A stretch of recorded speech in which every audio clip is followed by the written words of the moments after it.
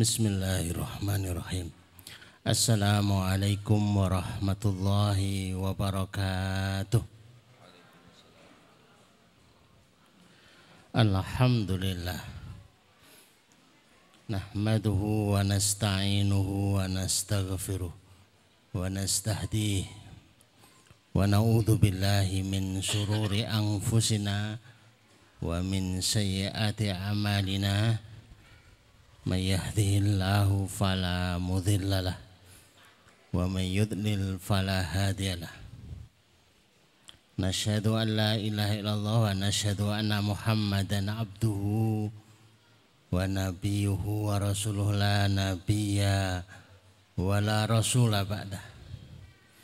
Allahumma ashrah sudurana wa tazawwaz an sayyiatina wa hab lana fahmal anbiya'i wal mursalin wahab lana fahmas salafus salih. Allahumma anfa'na bima 'allamtana wa 'allimna ma yanfa'una wa zidna ilman wa na'udzu billahi min ahwali ahli nar. Allahumma la sahla illa ma ja'altahu sahla wa anta taz'alul hazna idza syi'ta sahla. Rabbi shrah li sadri wa yassir li amri wahlul 'uqdatam min lisani yafqahu qawli. Rabbi zidna ilma. Subhanaka la ilma lana illa ma 'allamtana innaka antal alimul hakim. Rabbana atina min ladunka rahmah wa hayyi' lana min amrina rasyada. Amma ba'd, Bapak Ibu yang semoga dirahmati Allah, semoga dicintai oleh Allah dan semoga diridhai oleh Allah Subhanahu wa taala. Mudah-mudahan semangat kita adalah semangat yang dititipkan oleh Rasulullah Shallallahu alaihi wasallam. Sekalipun berpagi kita harus berjuang untuk hadir. Tapi yang terngiang di telinga itu man kharaja fi talabil ilmi fahuwa fi sabilillah. Semangatnya adalah siapa yang keluar dari rumah,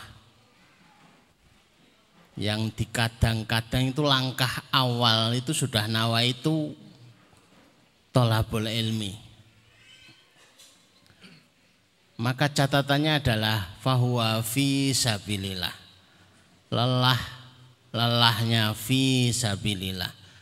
Biaya yang dikeluarkan ya biaya yang dihitung fi sabilillah. Dan itu durasinya terhitung hatta yarji'a, sampai ia kembali ke rumah masing-masing. Bapak dan Ibu yang dirahmati Allah, pagi ini kita masih dalam tema melawan kemustahilan. Sesuatu yang kadang-kadang kita berhadapan seakan tembok besar. Merasa itu adalah mustahil, merasa itu enggak mungkin. Tapi sebuah fakta ini mengingatkan kita. Coba slide-nya kita lihat ya. Kalau panjenengan merasa sebuah kemustahilan, fakta ini pernah hadir jauh tahun sebelum kita. Itu sebagai sebuah kemustahilan. Yang pertama, 22 tahun merubah dunia.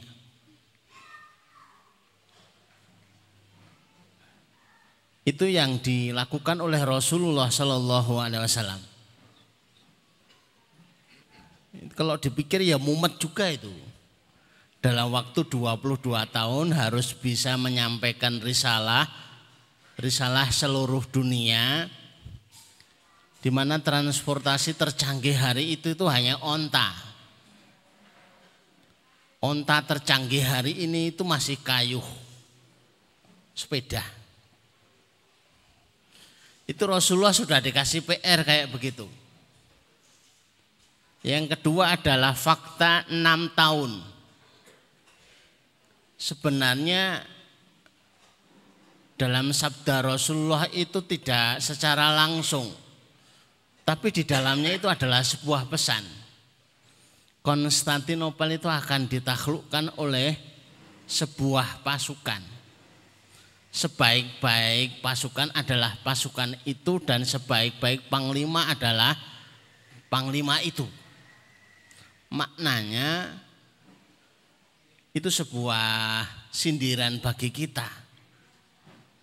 Hendaklah kalian menjadi sebaik-baik pasukan, hendaklah kalian menjadi sebaik-baik panglima.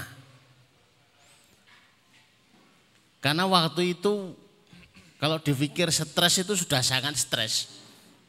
Konstantinopel itu 100 tahun berusaha untuk ditaklukkan, tapi tidak takluk. Hampir semua panglima itu dikirim, habis saking tangguhnya Konstantinopel atau mungkin saking angkuhnya benteng yang luar biasa. Itu lapis 8, tingginya 25. Tapi begitu terhenyak setelah 6 tahun dari waktu itu tiba-tiba ada pengumuman Konstantinopel ditaklukkan.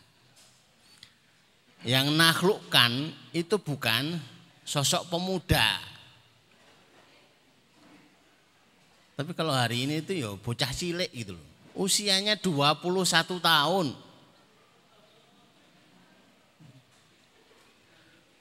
Dan Islam ini sudah berhasil sejak dulu. Dan itu diakui untuk menghasilkan generasi cemerlang. Kalau bapak dan ibu yang dirahmati Allah itu diberikan oleh Allah rezeki berkunjung ke Madinah, maka akan menyaksikan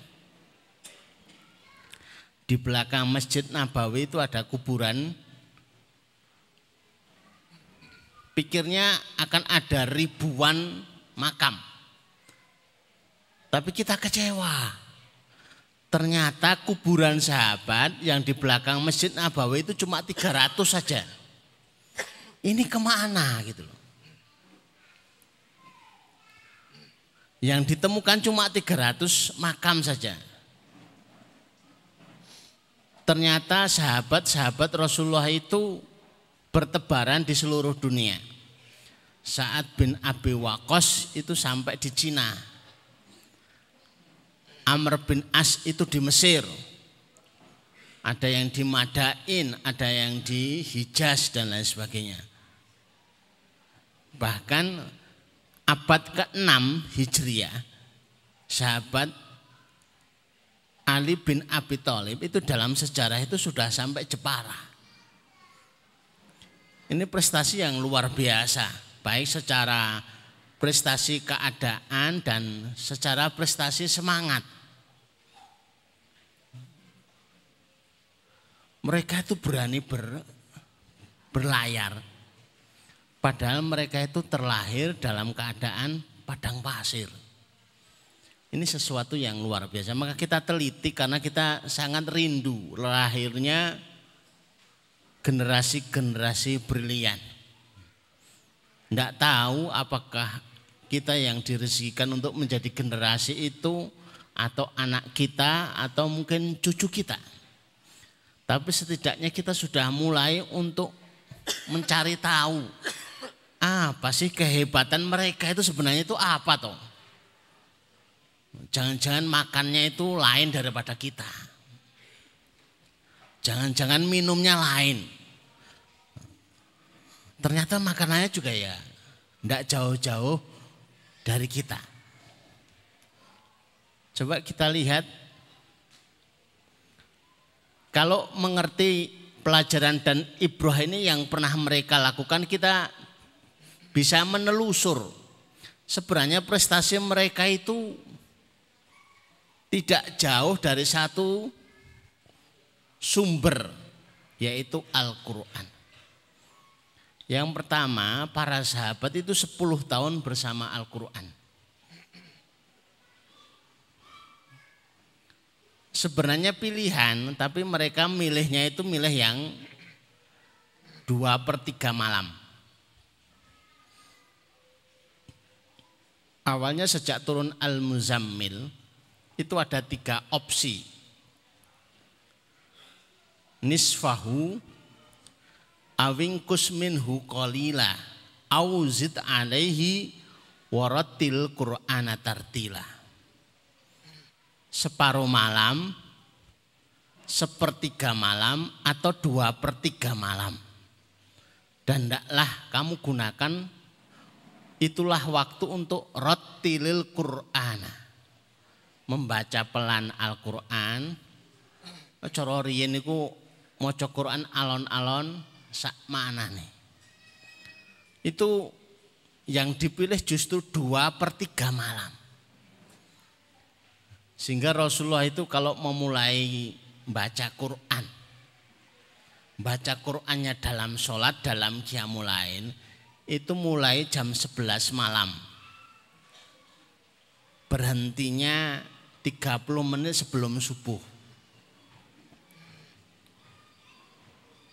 Dan tidak tanggung-tanggung. Itu selama 10 tahun. Yang penting kita tahu dulu entah bisa melaksanakan atau tidak melaksanakan. Sementara kita itu kalau qiyamul lail sambil baca Quran baru dapat 1 jam saja itu merasanya kok soleh banget gitu loh. Itu pun hanya seminggu. Hari ke-8 kok kapok gitu. Saya sampaikan di hadapan para santri dan santriwati yang sedang proses menghafal Quran. Kalau di sini melalui karantina tahfidz, kuantum tahfidz. Misi dari menghafal Quran itu adalah untuk membaca Quran. Jadi sebenarnya ya membaca Quran. Bukan berarti kalau kita sudah selesai menghafal Quran, selesai membaca, enggak. Menghafal Quran itu agar kita itu membacanya itu lebih praktis. Tidak perlu bawa mushaf. Di mana-mana yang menghafal Al-Fatihah dengan yang membaca Al-Fatihah itu selalu cepat yang membaca Al-Fatihah. Saya itu baru komplain kepada ustadz-ustadz itu. Kalau sholat diimami, itu sekalipun qomat itu dari rumah sampai masjid itu mesti telat. Saya tambah gerakannya, yo telat. Ya karena jalan saya memang agak pelan. Tapi kok selalu telat, kenapa gitu loh. Ternyata mereka mengikuti fatwa bahwa ada sahabat Rasulullah yang kalau sholat itu selalu yang dipakai kulhu. Kalau kulhu itu secepat apapun itu panjenengan telat. Ngikuti itu telat. Apalagi kok kulhunya yang dipilih adalah kulhu wahad. Itu hanya 3 ayat. Itu baru wudhu, keluar rumah telat. Wong keluar rumah itu mau jalan saja itu dibuat supaya telat kok. Dipercepat lagi. Fakta yang kedua yang dijadikan ibrah adalah orang nggak tahu kehebatan Muhammad Al-Fatih yang usianya hari itu 21 tahun. Bukan karena lulusan doktor, bukan karena lulusan S1, bukan karena IQ-nya jenius. Semuanya nggak tahu. Ini orang ini hebat itu kenapa toh? Ternyata baru disampaikan kalau beliau itu 6 tahun tidak pernah absen tahajud. saya itu sempat berpikir kurikulum sebuah pondok. Sekiranya bahwa tidak mendapatkan bahasa Arab, tidak mendapatkan pelajaran macam-macam. Tapi mereka didesain selama 6 tahun di pondok tidak pernah absen qiyamul lail. Tidak pernah absen tahajud, itu sudah luar biasa. Itu sudah mengikuti Muhammad Al-Fatih. Hebatnya lagi Muhammad Al-Fatih itu bukan santri pinter gitu loh. Muhammad Al-Fatih itu belajar membaca Quran itu menghabiskan 17 guru. Jadi kalau ada bapak ibu yang anaknya dikirim, Ustaz niki nitip ngaos. Sampai guru 1 mutung, guru 2 mutung, guru 3 mutung. Sampai guru yang ke-17, berarti rekonnya sudah mendekati Muhammad Al-Fatih. Tak pikir itu hanya kekhasan yang ada pada Muhammad Al-Fatih. Hatta Umar bin Abdul Aziz, itu saya teliti sirahnya. Anak ini hebat itu kenapa toh? Ternyata ditemukan salah satu ciri Muhammad Al-Fatih itu di pelipisnya itu ada tendangan kuda. Begitu dicek itu karena jejak kaki kuda terlatih. Kita akhirnya belajar, enggak mungkin Umar bin Abdul Aziz itu ditendang kuda yang terlatih kuda perang kecuali karena usilnya pol. Maka jangan heran kalau menemukan santri pinter itu muasalnya dulu atau ustadz pinter muasalnya dulu, winakale pol.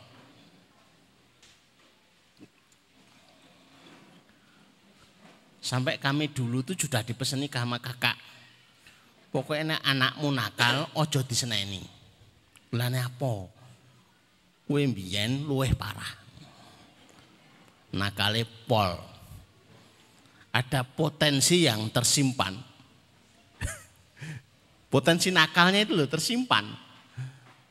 Tapi kalau ketemu pola bagaimana mengarahkan kenakalannya itu tidak kepada kenakalan yang kita kita pikirkan. Nakalnya di pelajaran, nakalnya di hafalan, nakalnya di nalar dan lain sebagainya, itu ketemu udah luar biasa. Ada fakta yang ketiga adalah 4.000 kali khatam di rumah. Ini prestasi Al-Imam Asy-Syafi'i rahimahullah ta'ala. Tidak saya tuliskan tapi di situ itu prestasi Al-Imam Asy-Syafi'i rahimahullah ta'ala. Ketika mendekati ajal itu dibacakan Al-Quran sama putrinya. Pikir putrinya ini menolong bapaknya, tapi malah ditegur sama bapaknya. Alah nduk. Bapak itu sudah menghatamkan 4.000 kali khatam di rumah. Belum di sekolahan, belum di tempat lain. Itu khusus untuk menyambut sakaratul maut. Jadi persiapan putrinya putrinya Imam Syafi'i itu telat itu loh.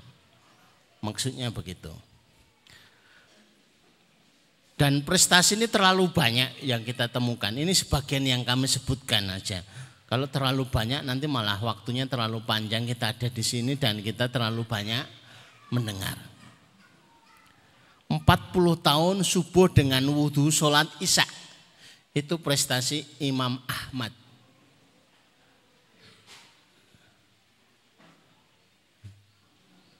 Ternyata luar biasa. 40 tahun mendengar adzan di masjid.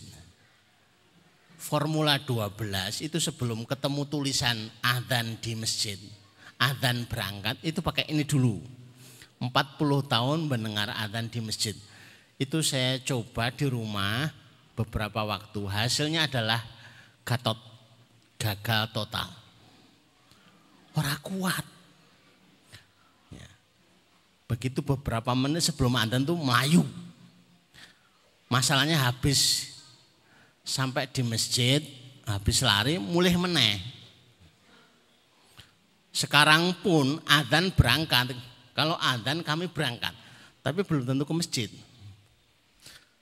Berangkatnya ya mulih, pulang, ini padha wae. Mudah-mudahan pelajaran dan ibrah itu mengingatkan kita. Kita ini tidak akan jauh-jauh dari Al-Quran. Maka cara untuk bisa menyeduh, memanen kekuatan, mentransformasi Al-Quran itu bisa kita serap, mau tidak mau adalah dengan membacanya. Membaca yang terbaik itu sudah ditemukan oleh surat Al-Muzammil. Jadi tidak perlu kita ngarang. Jadi kalau kita ingin membaca Al-Quran untuk bisa mentransformasi kekuatan dari Al-Quran, itu sudah diceritakan Al-Quran. Inna nasyi'atal laili hiya asyaddu wat'aw wa aqwamu qila. Waktunya ba'da isya sampai subuh. Itu waktu yang luar biasa. Dari sinilah para mufassirin itu menyebutkan tilawah ba'da isya itu lebih utama daripada tilawah siang hari. Karena ada kaidahnya. Tilawah ba'da isya sampai subuh itu asyaddu wat'aw wa aqwamu qila. Lebih berpengaruh dan lebih membekas. Alangkah lebih baik kalau kita hafal Quran, tapi kalau belum hafal Quran ya wis moco lah. Tapi itu bukan ideal. Sehingga tidak ada ceritanya kemudian. Nah, tujuannya membaca, ngapain kita harus menghafal Quran? Menghafal dengan kesulitan kita menghafalnya itu sebuah prestasi yang tersendiri. Maka ya Bapak Ibu walaupun usianya sudah 50, 60 dan berapapun tidak masalah menghafal Quran. Maka metode yang cocok untuk menghafal bagi yang sepuh itu adalah menghafal untuk tidak hafal. Kalau ditanya kepada para penghafal Quran, itu merasalah diri. Saya termasuk penghafal Quran. Yuswone pun 50 tapi penghafal Quran. Pun hafal apa dereng? Ya dereng. Tapi menghafal Quran. Hafal atau belum? Belum. Jadi proses untuk menghafal walaupun ujungnya itu tidak hafal. Karena repotnya kita yang usia 50 nun sewu, ada peserta kuantum karantina tahfidz itu yang ikut usianya sekitar 50-an. Itu kalau 1 bulan, kalau santri itu hafal 5 juz, 7 juz, itu beli itu hafal 1 juz. Yang dihindari adalah turun dari tangga.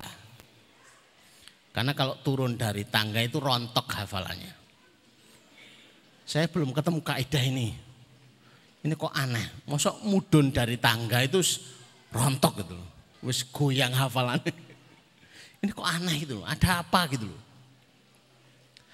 Maka semenjak dia itu di karantina tahfidz itu jarang turun dari tangga. Alhamdulillah di lantai 2. Awalnya aneh, ternyata beliau menjawab, Ustaz saya enggak turun tangga karena saya itu kalau turun tangga itu khawatir rontok hafalannya. Maka ketemu rumusnya begini, panjenengan boleh setuju boleh tidak.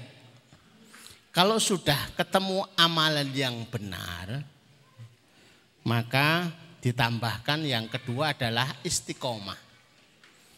Wudhu kalau ketemu yang benar diistiqomahkan itu juga luar biasa. Bilal itu terompah kakinya itu orangnya masih di dunia tapi terdengar di surga. Itu prestasinya apa? Wudhu. Tapi setiap wudhu, habis wudhu, sholat. Habis wudhu, sholat. Itu kan sepele banget. Nah, semua yang di kitabullah dan semua yang di hadis itu benar. Kalau sudah menemukan benar, maka targetkan istiqomah. Abu Bakar itu prestasinya kami cari. Sebenarnya istimewanya beliau itu apa toh? Ternyata prestasinya sejak kenal sholat berjamaah, beliau tidak pernah tertinggal takbiratul ikram. Cuma tidak tertinggal takbiratul ikram, itu kan cuma satu dan itu sepele. Tapi luar biasa. Maka mereka yang ingin mencari jalan untuk menjadi wali Allah, sebenarnya ketemu hadisnya itu sepele. Wa ma taqarraba ilayya abdi bisyai'in ahabbu ilayya mimma iftaradtu alaih. Tidak ada cara yang paling, bukan yang paling dekat tapi paling dekat kepada Allah itu melebihi dengan yang difardukan oleh Allah. Apapun yang difardukan itu istimewa. Maka alih-alih untuk memperbaiki kualitas diri untuk dekat kepada Allah, menambah duhanya 12 rakaat, menambah tahajudnya. Itu bagus, itu cara untuk mendekatkan diri kepada Allah. Tapi ternyata ada yang lebih bagus lagi. Apa itu? Yang wajib dibuat istimewa lagi. 5 menit sebelum adzan duhur sudah di masjid. Itu lebih istimewa. 10 menit sebelum adzan subuh. Itu lebih istimewa. Sehingga dulu itu berapa banyak literasi yang ditemukan, para sahabat itu banyak yang standby untuk di masjid untuk mengejar yang wajib. Karena demi mendengar hadis Rasulullah, intidharus shalah ila shalah, menunggu sholat sampai menunggu sholat selanjutnya itu dihitung sholat. Kalau kita itu 1 jam sebelum duhur itu sudah nunggu. Padahal nunggunya itu sambil dengar pengajian itu sudah dihitung sholat. Lawong duduk kok sholat hitungannya. Lawong nyantai nyoto, lah kok hitungannya sholat. Yang punya hitungan itu Allah, bukan kita. Kita cuma dengar saja. Kalau itu dihitung pahala, maka itu adalah pahala. Kalau itu dihitung adalah sebuah keutamaan, itulah keutamaan. Jadi tidak ada ngarang-ngarangan, istilah itu sudah ada semua. Maka rumus itu sederhana, benar ditambahkan dengan istiqomah. Saya ketemu dengan seorang ibu-ibu yang diselamatkan dari gempa di Lombok. Bu, jenengan itu amalannya apa? Barangkali kita bisa belajar sesuatu pada beliau. Beliau menyampaikan, kami itu mendawamkan zikir bangun tidur. Tapi selama 2 tahun tidak pernah absen. Bapak dan Ibu, cuma sepele doa bangun tidur, tapi memastikan 2 tahun tidak absen. Doa bangun tidur bunyinya apa, ibu-ibu atau bapak-bapak boleh.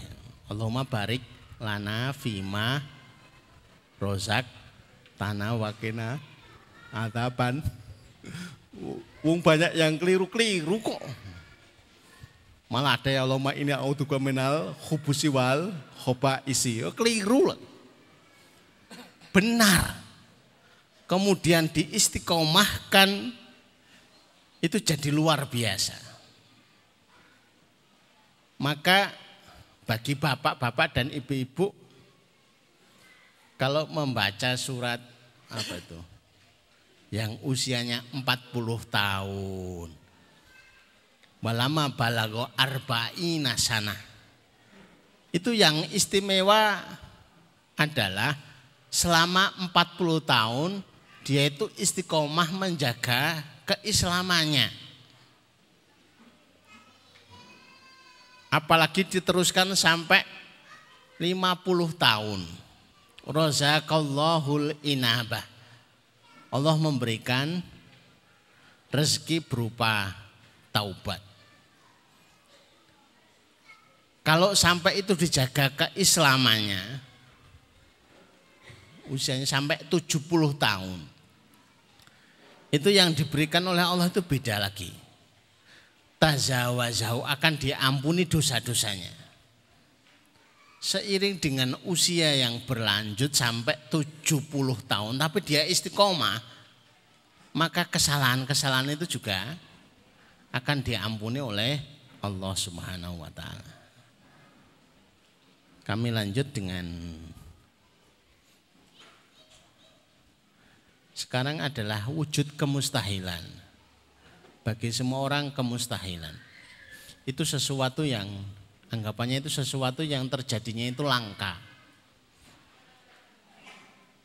Dulu kemustahilan itu diterjemahkan dengan mukjizat. Dan itu hanya ada pada zaman para rasul. Laut terbelah, onta yang keluar dari batu. Itu semua mukjizat. Setelah para rasul itu wafat, sudah tidak ada. Wujud kemustahilan itu masih ada. Tapi derajatnya di bawah mukjizat. Afdolul karomah. Kenapa tidak karomah? Kalau ada afdol, yang paling utama dari karomah, kenapa harus disebutkan karomah? Afdolul karomah itu apa sih? Afdolul karomah itu istiqomah. Usia 80 tahun, usia 90 tahun, tapi kok istiqomah itu afdolul karomah. Rambutnya sudah memutih semua, tapi istiqomah sholat berjamaah. Itu lebih baik daripada sekedar berjalan di atas air, terbang dan lain sebagainya. Kejadian yang khariqul adah. Yang ketiga, wujud kemustahilan itu adalah terjadi pada wali Allah. Seseorang yang melazimi, merutinkan, mengistiqomahkan, yang wajib itu diistiqomahkan, kemudian dia itu merutinkan yang sunnah ditambah yang sunnah, yang sunnah, yang sunnah. Nanti resikonya itu jadi wali Allah. Jadi untuk menjadi wali Allah itu lebih sederhana daripada yang pernah dibayangkan oleh seseorang. Tapi kudu kiai, kudu habib, harus enggak. Setiap mukmin itu adalah wali Allah. Tapi akan lebih kentara dalam hadis qudsi kalau dia itu adalah menjaga baik yang diwajibkan dan kemudian menambah terus dengan yang sunnah. Walam yazalu, dan terus dia itu menambah dengan yang sunnah. Kalau nambah yang sunnah, maka dia akan dicintai oleh Allah. Hatta uhibbahu. Kalau sudah dicintai oleh Allah, seseorang itu sudah dapat mahabbah. Kebiasaan menjaga sholat tahajud. Itu dapatnya mahabbah. Kalau sudah dapat mahabbah, dapatnya itu adalah ma'iyah. Dibersamai oleh Allah. Wa idza ahbabtu, kalau aku sudah mencintai, kuntu, aku akan menjadi pendengaran, kuntu sam'ahu ladzi yasma'u biha. Ketika mendengar, ia itu dibantu dengan pendengaran Allah. Bukan dibantu dengan earphone. Dia itu dibuat mendengar apa yang tidak seharusnya dia dengar. Dia itu mendengar apa yang harus didengar. Dan puncaknya adalah yang selanjutnya. Wa idza sa'alani. Puncaknya adalah kalau minta, kapanpun dia itu minta, dimanapun dia itu minta, dan apapun yang diminta, fasilitas yang didapatkan la u'tiyannahu, tidak hanya u'tiyahu, aku akan kasih, tapi didahului dengan dua penguat. Yang pertama adalah lamut taukid, yang kedua adalah nunut taukid as-sakilah. Berarti kuat banget. Kalau diterjemahkan pasti, pasti, pasti aku akan kasih. Setiap doanya itu mustajab. La u'tiyannahu, pasti, pasti aku akan kasih.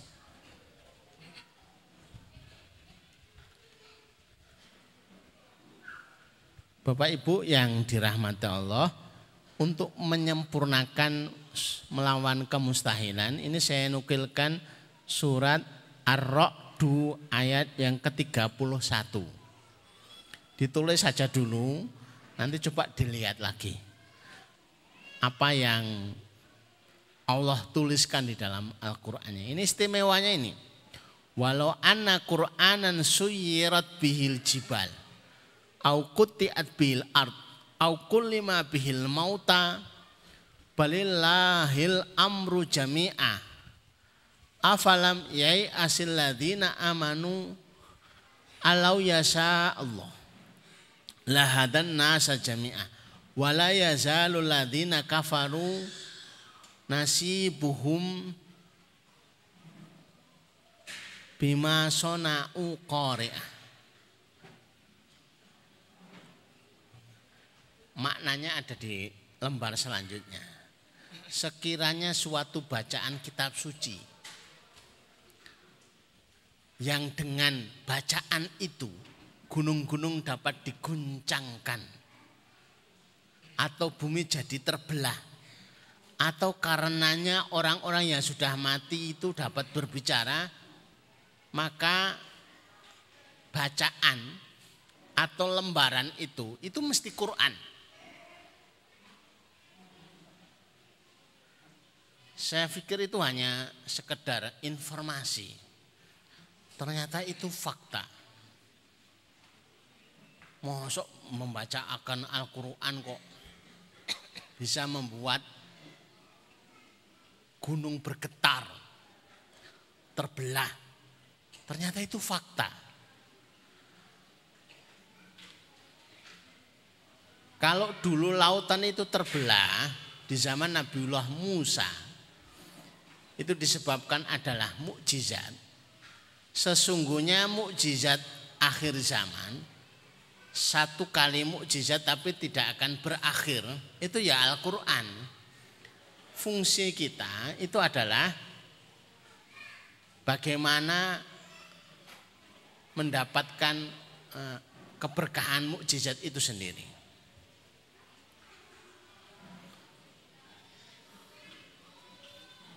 Maka ada beberapa yang saya minta one day 5 juz, satu hari 5 juz. Itu sebenarnya bukan main-main, itu untuk menjelajah dan untuk mencoba. Seseorang itu butuh dosis untuk bisa mendapatkan sesuatu. Dosen-dosen itu datang ke sini itu komplain, saya itu yang ngaji Ustaz, tapi kok enak pengaruhnya gitu loh. Saya tanya, ngajinya berapa lembar? 3 lembar, ya pantas. Ngajinya 5 lembar itu baru ada pengaruhnya. Dari mana kami tahu tentang ukuran 5 lembar itu? 5 juz itu ya.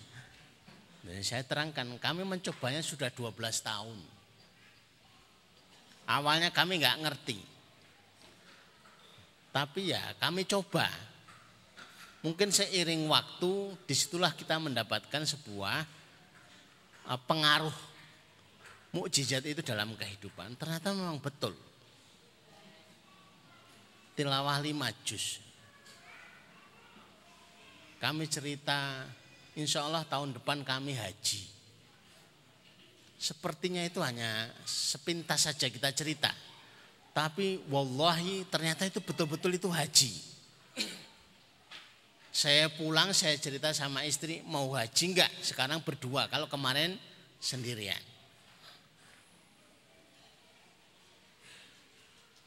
Tapi syaratnya adalah tilawahnya 5 juz. 2 tahun kemudian, wallahi betul-betul kami naik haji 2017. Akhirnya kami sampaikan di hadapan para dosen, para guru sebanyak 450 di Yayasan Sultan Agung. Habis kami sampaikan itu, para guru-guru itu marah sama saya. Kayak begini kok enggak disampaikan sejak dulu. Bahwa saya dimarahi, saya juga balas. Loh kok enggak tanya dari dulu. Sehingga ketua yayasan waktu itu dalemipun Purwodadi. Demi mendengar itu akhirnya dikembalikan mobil dinasnya. Dia memilih berangkat ke kantor itu naik bis. Padahal dari Purwodadi ke kantor itu butuh 2 jam. 2 jam berangkat, 2 jam pulang. Berangkatnya 2 jam dapat 2 juz, pulang juga 2 jam dapat 2 juz, yang 1 juz di rumah. Saya tanya, Bapak, apa yang panjenengan dapatkan? Alhamdulillah. Kami dapat umroh gratis, alhamdulillah. Anak-anak itu dapat beasiswa semua, alhamdulillah. Panen apa ini? Panen salak ya sukses. Panen jambu kristal ya sukses. Cuma masalahnya kenapa Ustadz enggak nyampaikan dari dulu? Itu baru kami nyampaikan di majelis-majelis itu ya. Jangan mengira bahwa kami itu sudah menyampaikan dari dulu, bukan. Kami menyampaikan itu ya barusan saja. Setelah terbukti, setelah ya membuktikan. Kalau sudah terbukti, membuktikan testimoni, baru kemudian ngajak. Yuk praktek 1, praktek 2, praktek 3. Alangkah berkahnya.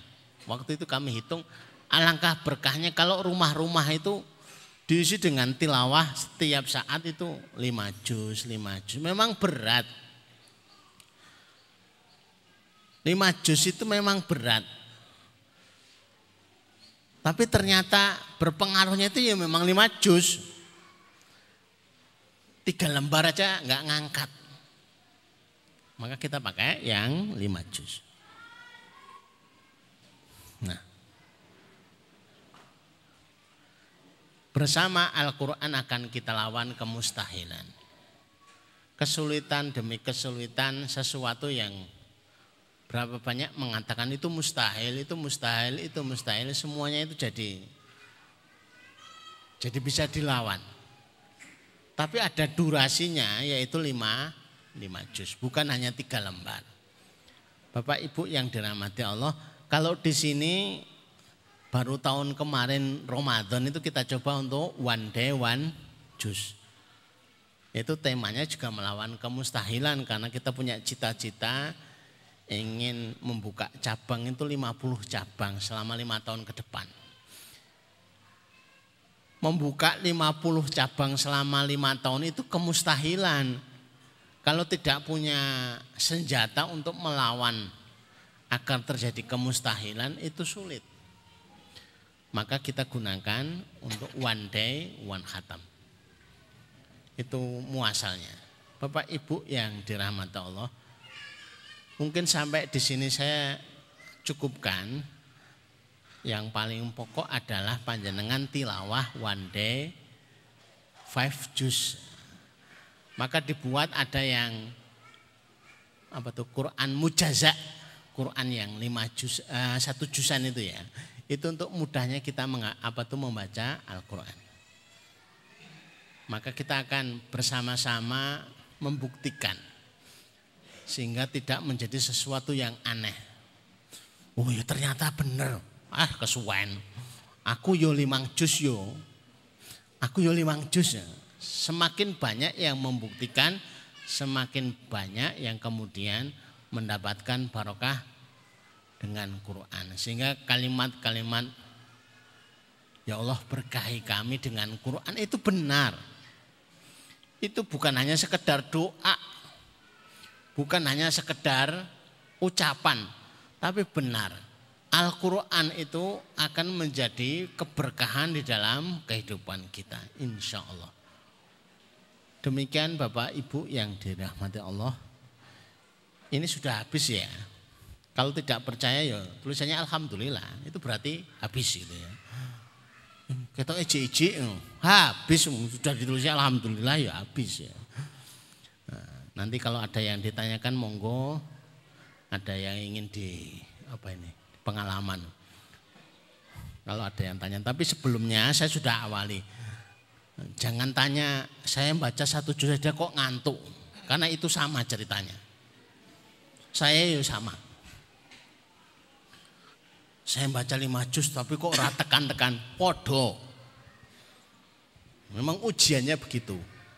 Ora di Temanggung, ndak di Semarang, ndak di Magelang, podo wae. Wong setan iki podo. Kecuali setan sudah ganti identitas itu hasilnya akan lebih beda. Wallahu a'lam bishawab. Saya kembalikan kepada moderator. Wallahu a'lam. Alhamdulillah rabbil alamin. Masya Allah, tabarakallah, jazakumullahu khairan katsiran atas materinya dari Ustadz melawan kemustahilan, dan ternyata kuncian yang disampaikan oleh beliau adalah melawan kemustahilan itu dengan Al-Quran, karena itulah mukjizat kita saat ini yang diwariskan oleh Rasul kita, Rasul terakhir Baginda Muhammad Sallallahu Alaihi Wasallam, di mana ini ternyata masih bisa untuk kita akses kembali.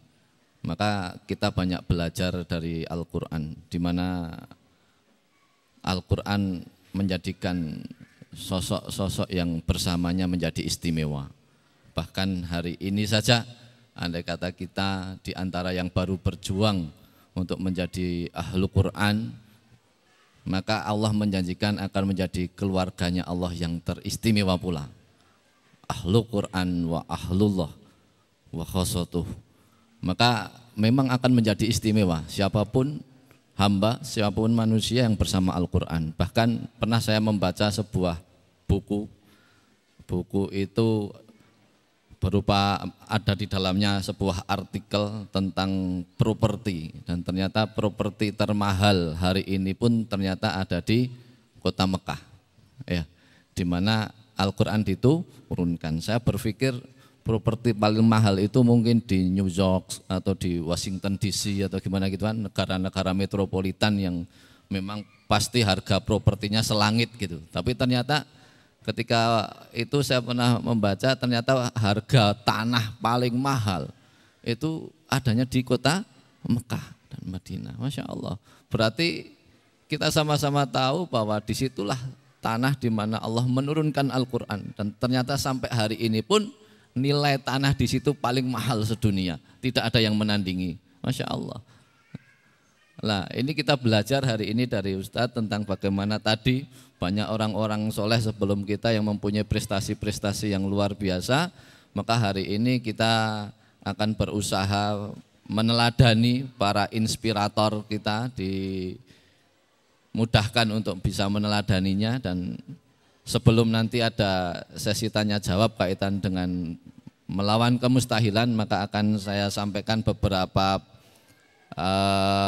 door prize dulu, Ustaz. Ya.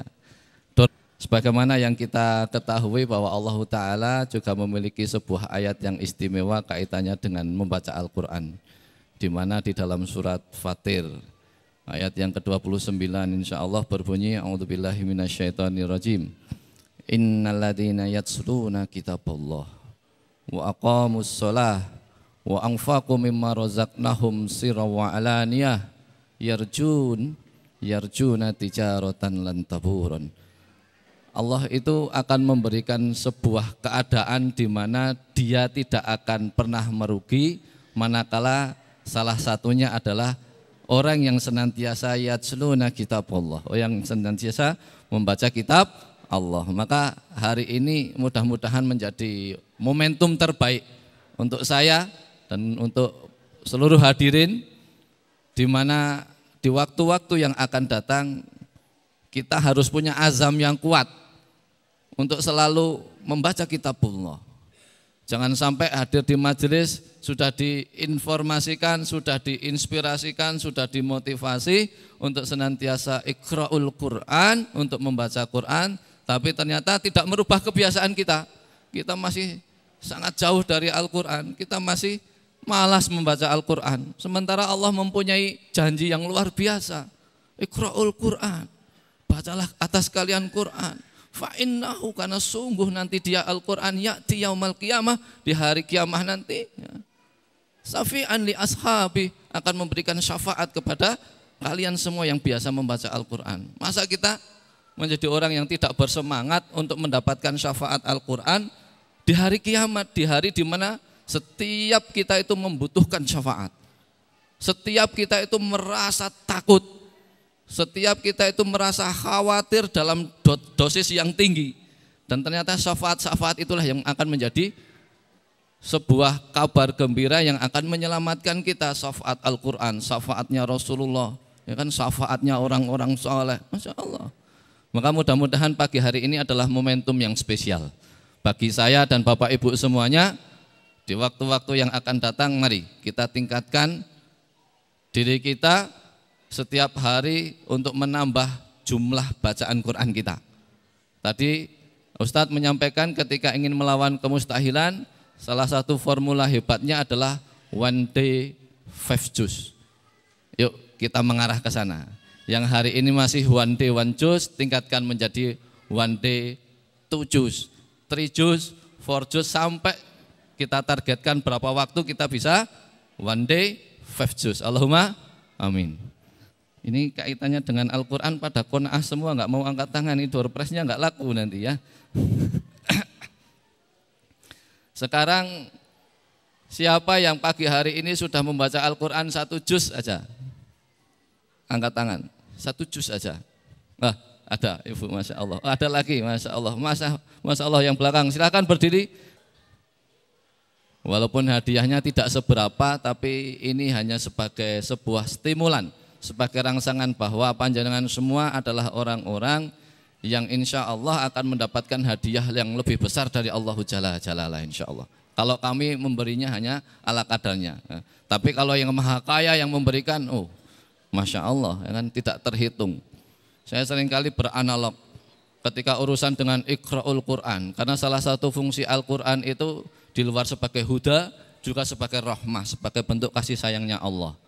Maka kita sama-sama mengetahui bahwa keutamaan Al-Quran satu hurufnya itu lebih baik daripada bernilai minimal 10 kebaikan.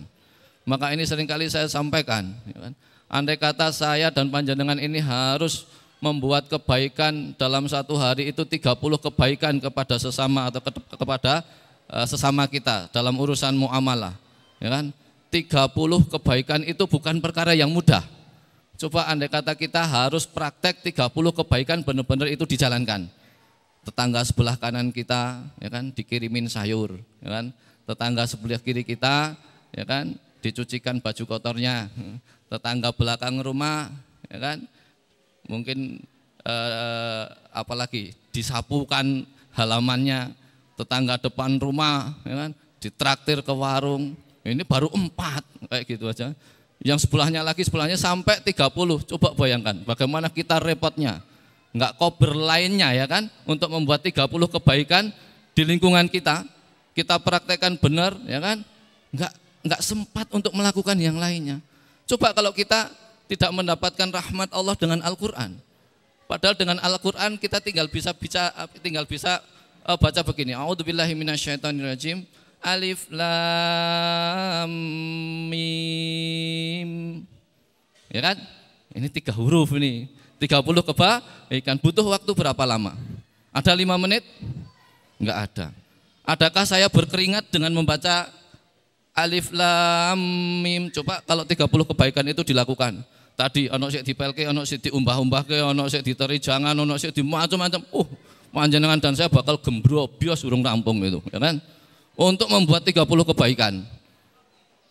Maka maha baiknya Allah meminta kita untuk tilawah Quran karena ini sebagai investasi kebaikan di sisi Allah. Coba kalau satu hari bisa 5 juz. Alif lam mim saja kalau misalnya kita harus berbuat kebaikan, kayaknya saya dan panjenengan enggak mampu. Maka 1 lembar, 2 lembar, 3 lembar itu ketika kita membaca dan kita mempunyai visualisasi bahwa berapa ribu kebaikan yang bisa hadir dari bacaan Quran ini sampai tidak menyemangati saya dan panjenengan, ini kayaknya ada sesuatu yang salah dalam keimanan kita ini. Kalau sampai tidak menyemangati kita bahwa kita butuh membaca Al-Quran itu, ada sesuatu yang salah kayaknya dengan keimanan kita. Maka mudah-mudahan ini menjadi koreksi untuk saya dan untuk Bapak Ibu semuanya yang hadir. Mulai hari ini kita harus bersemangat dengan Al-Quran. 1 lembar, 2 lembar, 3 lembar, 4 lembar, 10 lembar, 1 juz berarti kita baca di pagi hari minimal, ya kan? Menjelang siang kita tambah lagi 1 juz. Di siang hari antara sholat, sebelum sholat dan setelah sholat 1 juz lagi. Sore hari tambah lagi, apalagi bisa didawamkan. Tadi yang disampaikan oleh Ustadz, sebaik-baik bacaan Quran itu adalah yang dilakukan mulai dari ba'da isya sampai waktu subuh. Mudah-mudahan kita dimampukan oleh Allah untuk bersemangat membaca Al-Quran. Mudah-mudahan dengan itu Allah jadikan kita menjadi hamba-hambanya yang istimewa. Diistimewakan di dunia dan juga nanti akan diistimewakan di akhirat nanti, mendapatkan naungan ridho dan rahmatnya Allah tabaraka wa ta'ala. Allahumma amin. Panitia sampaikan pengeras suara ke ibu yang berada di tengah yang mengangkat tangan. Fadal. Bismillahirrahmanirrahim. Assalamualaikum warahmatullahi wabarakatuh. Waalaikumsalam warahmatullahi wabarakatuh. Berkaitan dengan one day one juz atau one day 5 juz atau selanjutnya. Kalau sebagai ikhwan atau laki-laki mungkin bisa melazimi untuk setiap harinya. Terus bagaimana jika dengan wanita yang ada kalanya ada udzur seperti itu, Ustaz? Mohon penjelasannya. Apakah itu juga bisa digantikan dengan seperti murotal atau apa itu? Bagaimana? Assalamualaikum warahmatullahi wabarakatuh. Waalaikumsalam warahmatullahi wabarakatuh. Oke, pertanyaan dari ibu adalah melazimi one day 5 juz itu kalau bagi bapak-bapak atau kaum lelaki mungkin bisa istiqomah karena tidak ada udzur atau penghalangnya. Sementara bagi ibu-ibu atau bagi akhwat, bagi perempuan tentu ada kondisi di mana tidak memungkinkan ketika mungkin ada gangguan, ada menstruasi dan seterusnya. Maka bagaimana mensikapi ini, apakah bisa dengan murotal atau yang lain gitu nggih pertanyaannya. Fadhal Ustaz, pertanyaan dari ibu tadi. Bismillahirrahmanirrahim. Bagaimana kalau ibu-ibu yang pengen melazimi 5 juz setiap hari tapi ada halangan? Yang halangan tetap berhalangan. Tapi kebiasaan dan rutinitas 5 juznya kalau terhalang dengan halangan syara itu tetap dihitung dengan 5 juz. Tapi bukan kemudian menyengaja berhalangan, itu orang enggak. Kalau sudah rutinitas 5 juz kemudian karena berhalangan, karena haid, mau tidak mau memang tidak boleh membaca 5 juznya. Jangankan 5 juz, 1 juz saja enggak boleh. Maka dia tetap dihitung 5 juz. Rutinitas seseorang itu walaupun tidak tertib karena halangan itu dihitung sudah melakukan. Jadi ya itu kelebihannya bagi para ibu-ibu. Mau disebut kekurangan ya kekurangan, tapi kalau kami menyebutnya yaitu keistimewaan. Kalau panjenengan itu berhalangan karena haid kemudian tidak bisa mengerjakan sholat, apakah panjenengan dihitung sholat? Dihitung sholat. karena sudah terbawa oleh rutinitas.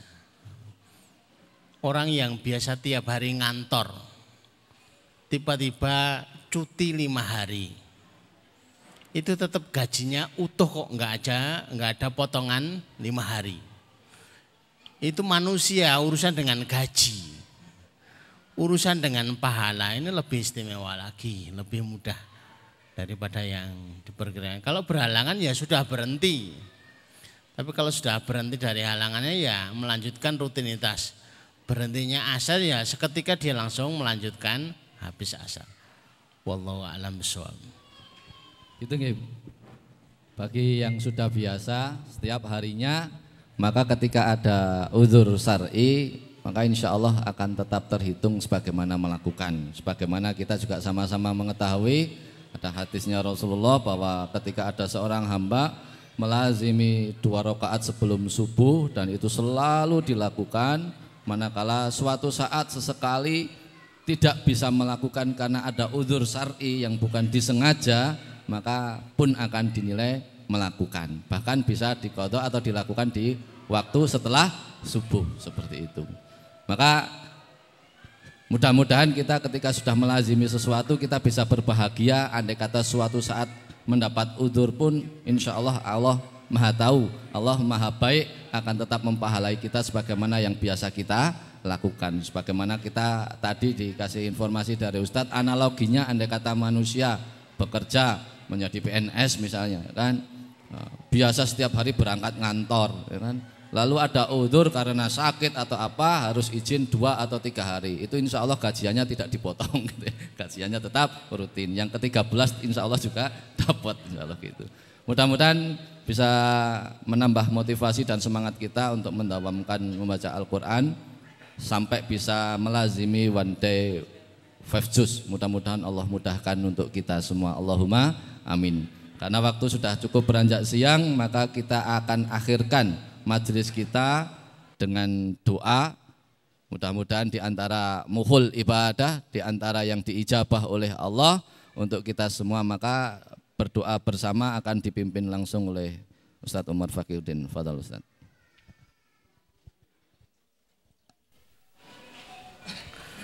Bismillahirrahmanirrahim. Monggo Bapak Ibu yang dirahmati Allah, kita akhiri majelis kita sekaligus suasana keberkahan ini tidak hilang tapi terkunci dengan doa kita. Bismillahirrahmanirrahim. Allahumma sholli ala Muhammad wa ala ali Muhammad kama shallaita ala Ibrahim wa ala ali Ibrahim innaka Hamidum Majid. Allahumma barik ala Muhammad wa ala ali Muhammad kama barakta ala Ibrahim wa ala ali Ibrahim fil alamin innaka Hamidum Majid. Walhamdulillahi rabbil alamin hamdan syakirin hamdan naimin hamdan ni'ama yukafi mazidah. Ya Rabbana lakal hamdu kama yanbaghi li jalali wajhika wa 'azimi sultanik. La ilaha illa anta subhanaka inni kuntu minadh dhalimin. La ilaha illa anta subhanaka inni kuntu minadh dhalimin. La ilaha illa anta subhanaka inni kuntu minadh dhalimin. Allahumma ya Rahman ya Rahim ya Hayyu ya Qayyum ya Dzal Jalali wal Ikram. Allahumma ya Rahman ya Rahim ya Hayyu ya Qayyum ya Dzal Jalali wal Ikram. Allahumma ya Hayyu ya Qayyum. Allahumma ya Rahman ya Rahim ya Hayyu ya Qayyum ya Dzal Jalali wal Ikram.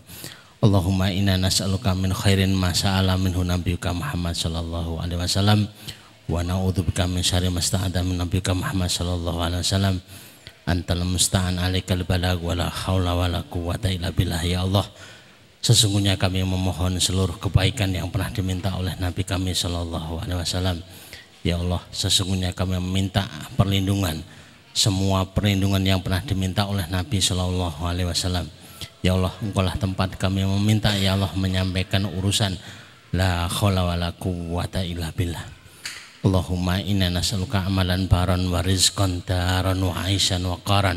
Ya Allah, anugerahkan kepada kami amalan yang baik-baik, kehidupan yang tenang, kehidupan yang tentram, rezeki yang mengalir.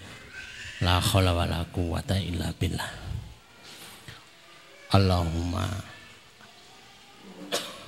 Allahumma dzib hammana, Allahumma dzib hammana, Allahumma dzib hammana. Ya Allah, angkatlah masalah-masalah kami. Ya Allah, angkatlah problematika kami. Ya Allah, angkatlah masalah-masalah kami ya Rabbal Alamin. Rabbana atina min ladunka rahmah wa hayyi lana min amrina rasada. Rabbana atina fid dunya hasanah wa fil akhirati hasanah wa qina adzabannar.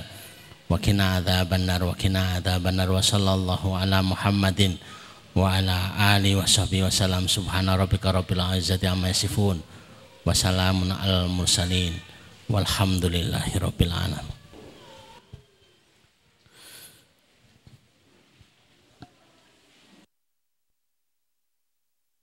Rabbil alamin, kita akhirkan majelis kita dengan sama-sama membaca hamdalah dan doa penutup majelis. Alhamdulillahirabbil alamin. Subhanakallahumma wa bihamdika asyhadu alla ilaha illa anta astaghfiruka wa atubu ilaik.